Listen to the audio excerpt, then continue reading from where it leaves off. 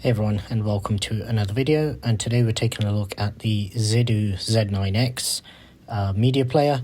So this is the packaging it comes in. I did order this from Amazon, so this is exactly how you'll probably receive it if you do order it from there as well. As you can see on the back of the box, you do have the full specification, giving you details in terms of everything that it can basically play, as well as the details of the hardware contained within it as well.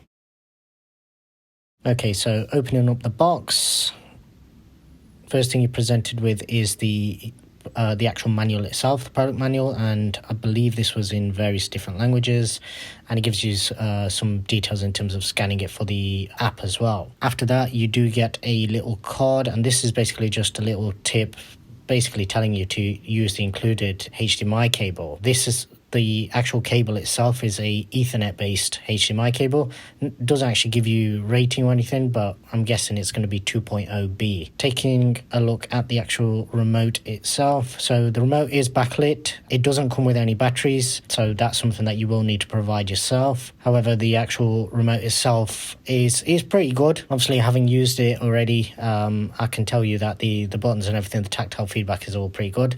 As well as that, you do get the wiring for a external hard drive. You also get the HDMI cable as well as the power adapter as well. So the HDMI cable, as you can see here, just says high-speed Ethernet based HDMI. So I'm not sure exactly what this is, but the unit itself is obviously designed for media, and generally you're only going to be going up to 4K 60 for that. Here you can see the actual power adapter itself. The cord isn't the longest, so here I did try and focus in on the actual details, so if you need to, you can actually get a longer one. But yeah, it's long enough for where I've got it stored at the moment, but there may be occasions when it's not the best in terms of the length of the cable. Taking a look at the actual Zidoo Z9X, I did opt for this one rather than the Z10X Pro or Z10 Pro, simply because I don't actually need an internal hard drive. So the difference between this and the Z10, I believe, is just the fact that I can actually store a hard drive internally.